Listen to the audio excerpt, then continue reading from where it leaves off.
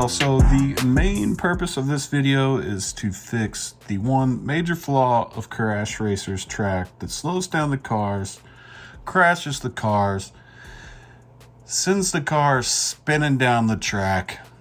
And we're also going to look at why the cars come drifting out of turns. But our main focus is why the cars are crashing, and that would be this.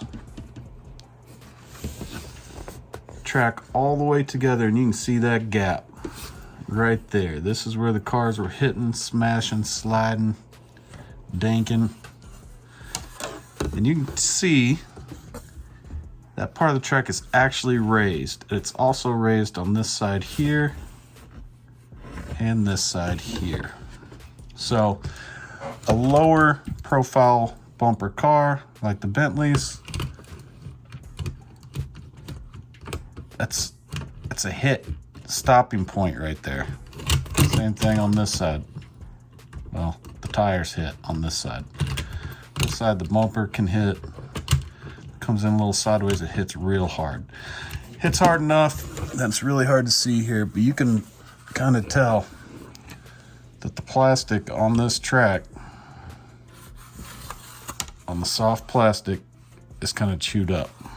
So you're gonna have this everywhere it goes from hard plastic turn to the soft plastic.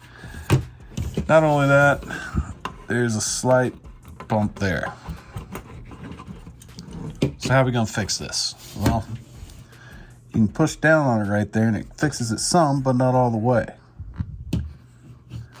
But the real problem is because the angle that this is forcing it into right there makes it want to naturally push up. Opposite this side, it's over angled, forcing it up right there. So what I'm thinking is we cut some slits. Let's do it. The cars actually hit so hard right here that after a few passes, the track will start to separate like that. And you might be able to see that in some of the videos, the slow motion videos earlier, that the track was gapping. Here we go, a little bit better shot of the plastic that got gnarled up. Cars are hitting so hard that it's turning that plastic up right there. Also, it's hitting so hard, you can see where it's been knocking graphite out of the wheels and onto the track. That's crazy.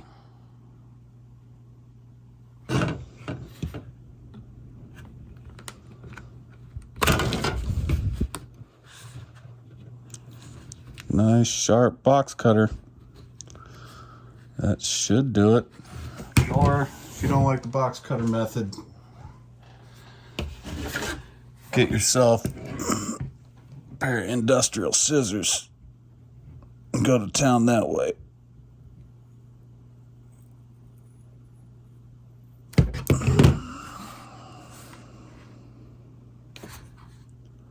Looky there. I mean, it's not perfect, but it's getting better.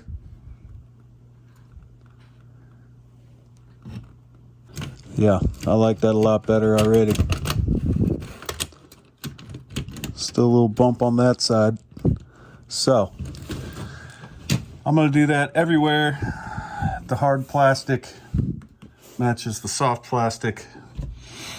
And then for good measure, I'm going to take a Dremel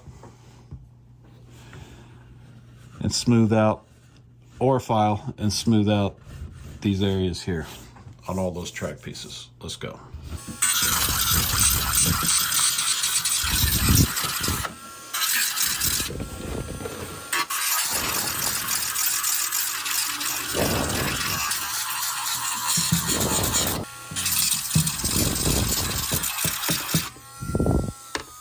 And then where it goes back into the hard plastic, it's not a whole lot of, the car's travel in this direction, so any of these raised areas, not going to be a problem, but there is a little bit of problem where the hard plastic comes up and starts. Let's see, so let's take that off. I wanted a little better angled. This might be tougher than I thought.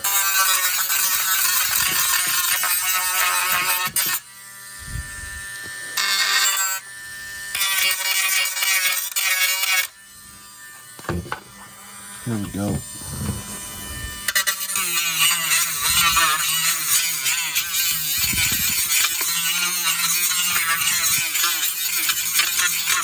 I'm knocking that hard edge off just a little bit. Yep, just enough to knock that hard edge up a little. Just enough to knock that hard edge off a little bit. Now I'm gonna clean that up just a touch with some brushes or something, steel brushes, I don't know. And then put the entire track, do that to the rest of the track pieces, put it back together and see how it goes. You can take it a step further and super glue the pieces together. Use the gel stuff because the liquid will get everywhere. It's way out of control. You will, though, need to scuff your surfaces. So the hard plastic where the soft plastic connects, on the inside of the soft plastic, outside of the hard plastic, scuff it with some sandpaper or else it's not going to stick. Super glue does not work well with some plastics, so I scuffed it and then added vice grips to hold it together for about 30 minutes while sitting in front of a space heater. That did it. It stuck.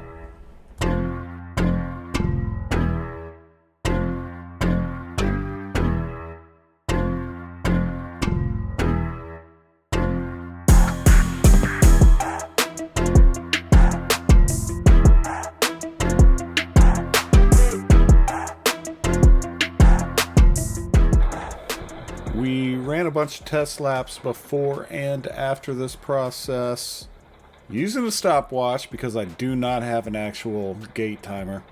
I am happy to announce that we have increased track speed by 0.3 of a second. The first test run before the corrections, we had 3 DNFs that we had to restart. The last test run, we had 0. So that's good news. As far as the drifting around the turn is concerned, I'm still working on that. For now, all I used was a little bit of tape to level the track out, and that seemed to help out a lot. But I'm going to be working on that a lot more in the future. Subscribe, comment, like, stick around. We're going to be posting that drifting out of the turn solution soon, and frig it out.